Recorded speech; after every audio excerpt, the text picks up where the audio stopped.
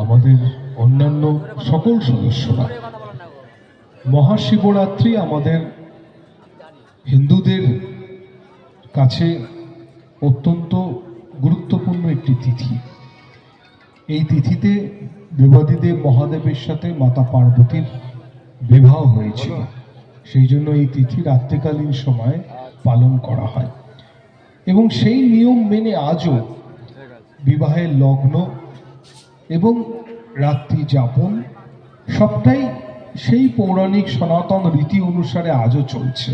সেজন্য দেখবেন কোনো বিবাহ আমাদের হিন্দু ধর্মে কখনো সকালে বা দুপুরে হয় না, সবই সূর্যাস্তের পরে সন্ধ্যের লগ্নে অথবা রাতের লগ্নে হয়।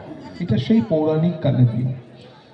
আমরা দেবাদিদেব মহাদেবকে বহু রূপে দেখেছি, কিন্তু ভারতবর্ষের বেশ কয়েকটি জায়গায় তাকে একটি অপরূপ রূপে পুজো করা হয়। এটা পৌরাণিক গাথা আছে। আজকে এত মানুষ এসছে, আমরা সবসময় কম বেশি রাজনীতির কথাই বলি, কিন্তু আজকে আর রাজনীতির কথা বলার অবকাশ বা বলার পরিবেশ নয়। দেবাদিদেব মহাদেব যখন মাতা পার্বতীকে বিবাহ করার উদ্দেশ্যে যাত্রা করেছিলেন, তথাকথিত বরযাত্রী সঙ্গে নিয়ে, তখন মহাদেবের যে অপূর্ব রূপ, যেটা আমাদের কাছে অপূর্ব কিন্তু মাতা পার্বতীর যিনি মা তার কাছে ভয়ঙ্কর লেগেছিল। একদিকে তার সকল ভক্তরা নৃত্য করছে, তিনি ভস্ম মেখে ভগবানের রূপ ধরে উপস্থিত হয়েছে। তো সেই রূপ দেখে মাতা পার্বতীর মা সঙ্গে সঙ্গে মূর্ছিত হয়ে গেলেন, অর্থাৎ অজ্ঞান হয়ে পড়লেন যে আমি কোন জামাতার হাতে আমি আমার মেয়েকে তুলে দিচ্ছি। গিরিরাজ কন্যা তিনি অন্তরে অন্তরে ভাবলেন, অর্থাৎ মাতা পার্বতী ভাবলেন যে সত্যিই তো কোনো মা কখনোই চায় না যে তার জামাই বা তার জামাতা এরকম ভয়ঙ্কর রূপ ধারণ করে থাকুক। তাই সেই সময় দেবাদিদেব মহাদেবের এই বিবাহ তো করতেই হবে। তার কারণ হচ্ছে মহাদেবের বিবাহ না হলে কুমার কার্তিকেয়ের জন্ম হবে না, আর কার্তিকেয়ের জন্ম যদি না হয় তাহলে তারকাসুর কিন্তু বধ হবে না। তাই মহাদেবের এই বিবাহের গুরুত্ব এখানেই।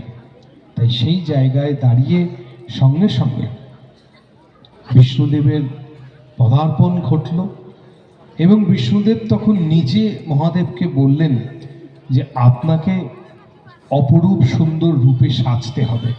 তা মহাদেব খুব সহজ সরলভাবেই উত্তর দিয়েছিলেন যে আমি তো এইভাবেই থাকি, আমি বাকছাল পরি, গায়ে ভস্ম মাখি, এইভাবেই তো আমার জীবন।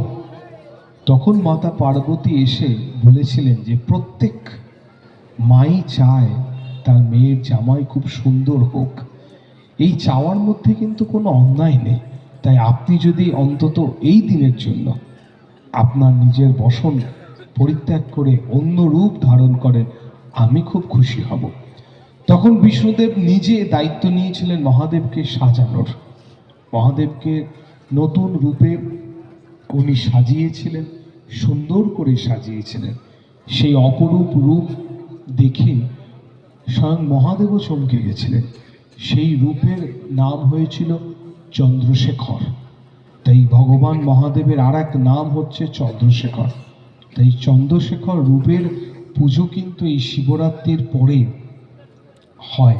ভারতবর্ষের কয়েকটি জায়গা আছে যেখানে চন্দ্রশেখর রূপের পুজো হয়, যা মহাদেবেরই পুজো। তাই এই পবিত্র তিথিতে, এই পবিত্র দিনে আজকে আপনাদের সঙ্গে আসতে পেরে ভীষণ ভালো লাগছে। যারা যারা উপস্থিত আছেন সবাইকে অনেক অনেক ধন্যবাদ। এখানে সুন্দর অনুষ্ঠান চলছিল, সেটাও খুব ভালো লাগছিল শুনতে আমার।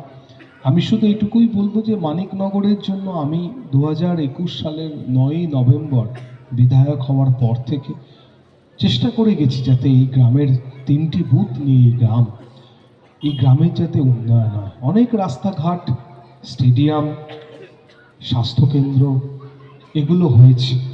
আগামী দিনে আরও কিছু করার স্বপ্ন আছে। দীর্ঘদিন ধরে এখানকার মানুষের একটি দাবি আছে, যদি এখানকার মানুষের একটি নিজস্ব পরিষেবার জন্য একটি অ্যাম্বুলেন্স পায়, আমি নিশ্চিতভাবে যদি আগামী দিনে আবারও বিধায়ক হিসাবে মাইক ধরার সুযোগ পাই, আমি এত লোকের সামনে কথা দিয়ে যাচ্ছি যে আমি মানিকনগরের জন্য আলাদা একটি অ্যাম্বুলেন্স পরিষেবার ব্যবস্থা করে দেব।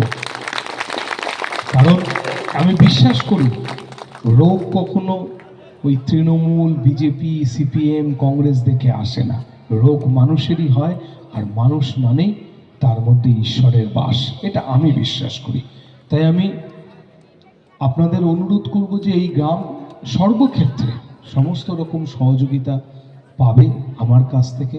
আপনারা সবাই ভালো থাকুন, সুস্থ থাকুন, এবং আমি বলবো যে যদি মনে করেন এই 4 বছরে আমি যদি আপনাদের কিছু ভালো করে থাকতে পারি, কিছু হোক না হোক, প্রায় 20-25 বারেরও বেশি সময় আমি মানিকনগরে এলাম। এই মানুষগুলোর সাথে আমার মুখ চেনার হয়ে গেছে, এতবার আমি মানিকনগরে এসেছি।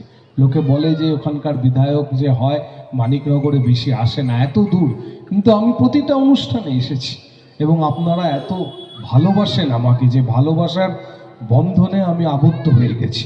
সেজন্য কোনো দল নয়, কোনো সরকার নয়, যদি আমি বিধায়ক হয়ে আসি, আমি আরও কথা দিলাম মানিকনগরে আরও প্রচুর উন্নয়ন হবে। শুধু আপনারা আস্থা, বিশ্বাসটা রাখবেন। দল, মত, রং সব কিছুর ঊর্ধ্বে গিয়ে মানুষ কিন্তু সবার। মানুষের যখন বিপদ হয়, একজন জনপ্রতিনিধির দায়িত্ব হচ্ছে মানুষের পরিষেবা দেওয়ার, মানুষকে সেবা দেওয়ার। তাই সেই জায়গায় দাঁড়িয়ে আপনারা আশা রাখুন, ভরসা রাখতে পারেন আমার ওপরে। আগামী দিনে মানিকনগরের আরও অনেক উন্নয়ন হবে। সবাই ভালো থাকুন। আজকে এই মহাশিবরাত্রির পূর্ণতিথি শেষ হয়ে 5 দিন ব্যাপী যে অনুষ্ঠান চলছে, খুব ভালো লাগলো আসতে পেরে। এই অনুষ্ঠানের আরও সুন্দর হোক। আগামী দিনে নিশ্চিতভাবে আবার দেখা হবে আপনাদের সঙ্গে, এই আশা রাখি। সুস্থ থাকুন, ভালো থাকুন। নমঃ পার্বতী পতয়ে, হর হর মহাদেব।